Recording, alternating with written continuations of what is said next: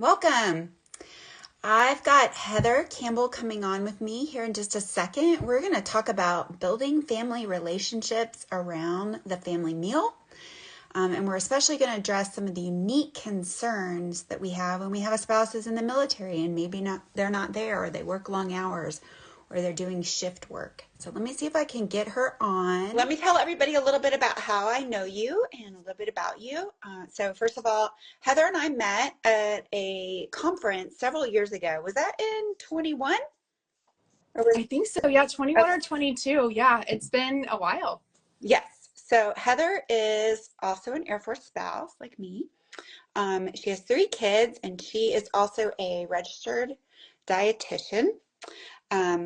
And Heather is expert in food insecurity, especially when it relates to the military.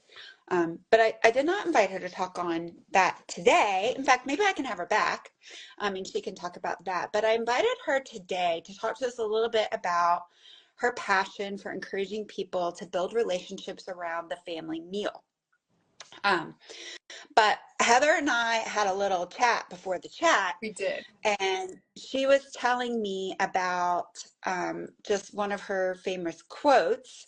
And I thought that was really interesting and applicable. So it doesn't really, well, it relates a little bit to the family meal. But first of all, I wanted to ask you about that. So Heather, you told me that one of the things you like to tell people is that they are their family's expert and they need to kind of trust their intuitions. So tell me a little bit more about what you mean by that and specifically how that relates to the military family. Well, thank you so much for having me on again, Beth. It's always, every time that we've had an opportunity to speak virtually or grab coffee, when our paths cross, it's always just been a joy and such uplifting conversation. So I'm glad to be part of it.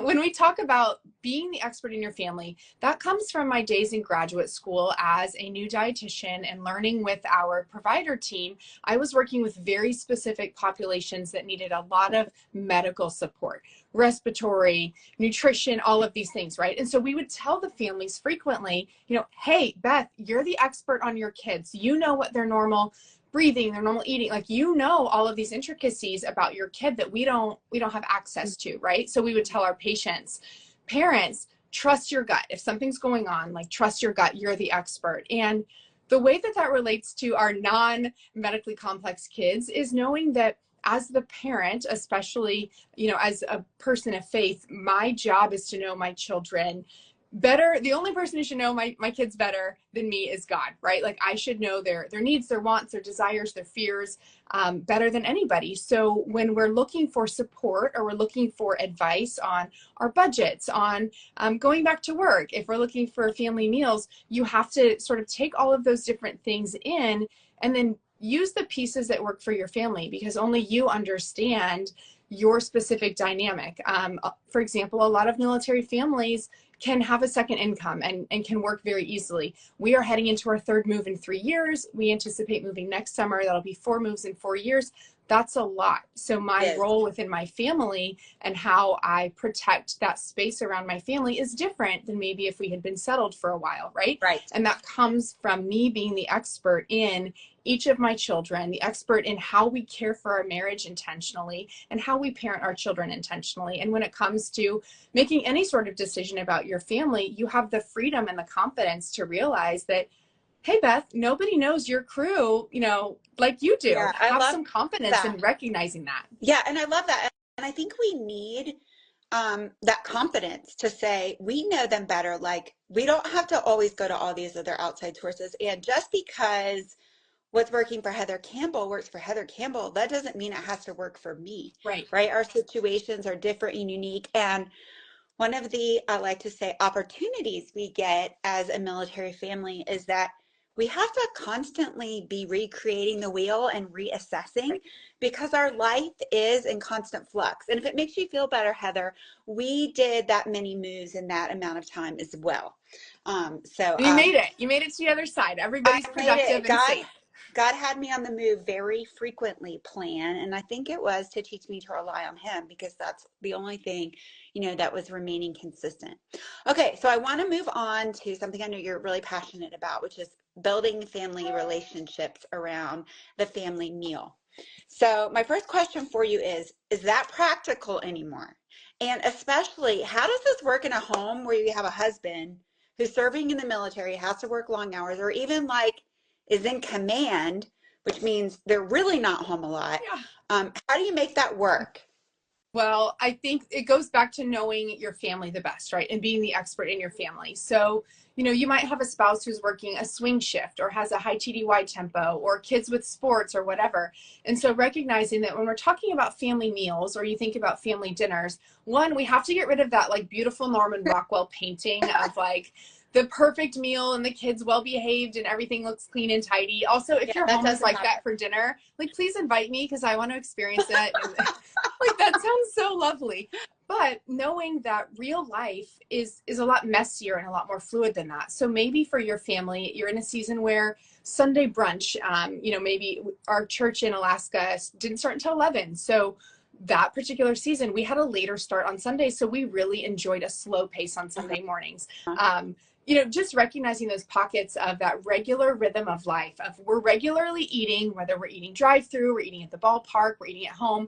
This is part of our regular tempo and our rhythm of life. So how can we use those opportunities intentionally in whatever way we can? How can we make the most of those 10 or 15 minutes that we're all pausing at the same time at the same place? And so family meals are a really great way to sort of multitask, if you will. Like, hey, I've got to gather all of these busy kids. I got to feed them anyway. This is going to be when we're going to intentionally engage in not having technology at the table and just spending those 5, 10, 15 minutes investing in one another and the people that you're sharing your life with. Yeah. And I actually did a little bit of research preparing for what I was going to post on Instagram. And I was like, man, I wish I had these ideas when my kids were around. There's a lot of really easy things that you can do. Just simple questions you can have or be silly. Yeah. Occasionally. Obviously, we're not going to do that all the Right. time. And one of the things that we found that worked for us, um, especially when my husband was in command, is that we couldn't count on him to be home for dinner. So we started doing family breakfast, and it Yes. was early, so that we could have that intentional time together as a family. And, obviously we didn't do that all the 18 years that our kids were in our home, but for seasons, it was just what worked. And it also allowed me to have a lot better attitude about him having to work late because we had that relational building time as a family already. Right. Okay, so what ideas do you have? Something I feel like is really challenging is when the kids get in all the sports. Oh my gosh, yes. And you're running around and you're in the car and okay, how do we invest in relationships when we can't even sit around the table? Well, first off, let me say that that's literally the season that we're in. I have 3 school-age kids in all the things and all the places, right? And trying to make sure that they're getting experiences. And as a military family, we're not always present. We haven't moved on time for football tryouts, or we haven't moved on time to do the band audition. So there's a lot of missed opportunities for military kids. And so we're intentional about finding things that the kids can do, that they want to do. And I don't want to limit that because it might impact dinner time, right? So I think military families are really unique in that way of we don't have the same privilege that other families do. And our kids need time with other kids just to make friends. Yes, and I want them to be led by other adults as well. I want them to receive mentorship from other adults that we trust and to, get that coaching and get that different perspective, whether it's lessons or coaching or whatever. So there's a lot of benefits to that. But how do you make it work with family meals? So when you have a busy family, you first have to identify what your limiting factor is. We had a season where finance was our limiting factor. I had ample time. I had little tiny humans at home. I had more time than I did dollars. Now my time is more expensive than my dollars. We have a little bit more budget flexibility. I can buy the pre-cut apple slices. I can buy the pre-bagged salad. I can get the one pan, skillet frozen meal and put it with a bagged salad and save some time so that I can intentionally spend time with my family. And so I think knowing sort of where those pain points are and what that barrier is that's keeping you from that. And maybe it's not knowing what to put on the plate, right? You can go to the USDA website, look at the My Plate visual, and it's just, a portioned off plate that says half of it fruits and veggies, the other half a protein source and a grain, and that's it. And so you can keep it really simple and sort of give yourself permission to do it imperfectly and do it in a way that works for your family so that you can keep your brain space focused on that relationship building. So whether that's something quick on the way out the door to the ball field, or doing a breakfast, or having a big homemade dinner on Saturday evenings and blocking that time, right? Finding what works for your family and then finding shortcuts to make it feel like it's easier and not overwhelming. That's the way you're going to see the most success. Yeah, I love that idea. And also, like, I remember when my kids were elementary, some middle, they didn't want their food mixed together anyways. Yeah. Like if I made a casserole, they were like, Yep. ew, what is this? So yeah, you can do carrot sticks and apples and meat and bread separated because they probably gonna like it better anyways. And they don't care. Kids don't care about it the same way that we do. Yeah, they just don't have the same worry about what their meal looks like or what's on the plate. Like, presentation is not important to them, nor no, a famous family recipe that's going to take you a long time. Right. There was a thought I had and now it's gone. So, it's gone.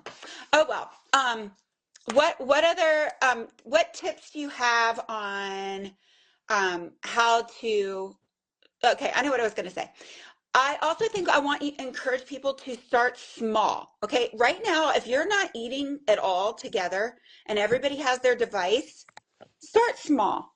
Why don't you try to have one meal a week where you're going to try to intentionally spend time together, right? And then once you get into that routine, maybe you could add another one. Right. But let's start small. I think we really make a mistake, like when we hear a great idea and I don't know, for me, like I'll say, okay, I'm never going to do this again. And I'm going to do this now. I set myself up for failure when I make my expectations just completely unrealistic. And so I would say start small, maybe even try to look at the My Plate website and, one meal a week where we could, try to abide by that. And there's lots of great resources out there, how we can realize that our financial resources are limited and we can still offer a good family meal. Absolutely. And, it can even start smaller with snacks. My kids after school, it's really like a second lunch, early dinner situation, that after school snack, it's not like a package of Teddy Grahams is holding them over. So even those things that might be out of your normal, okay, we know evenings is golf and gymnastics and piano. Those are crazy. That's going to be hard to make work. But I know from, 2:30 until 3, I've sort of got them captive. They want to tell me about their day. They want to tell me about school. Let's create an environment where they feel welcomed, they feel fed, and create this time that we can connect. Now, in our household, Dad's not home when the kids are getting home from school, but you can still start setting that regular expectation with your family that, hey, this is going to be a time that we're coming together, that we're connecting, and that we're investing in learning about each other's days. And that can be really important too. So that's a great way to start small is, hey, let's have our after school snack be just us. Let's sit down. Okay, I'm going to get out some, whatever favorite snack and making it feel welcoming. This is not something that you start doing with, the vegetable that your kids don't love. They're not going to feel welcome to the table. Like as you start having these, don't introduce multiple conflicts at the same time. So choose, okay, we're going to take away tech. We're going to make sure it's the favorite family recipe that everybody loves, right? We're not going to bring everyone tech-free and have them hate the food. I might even do something. I know there's their absolute favorite the first time we were going to do this, right? Yeah, because if we're setting them up for this really gross meal, we're already setting ourselves up for failure. Absolutely.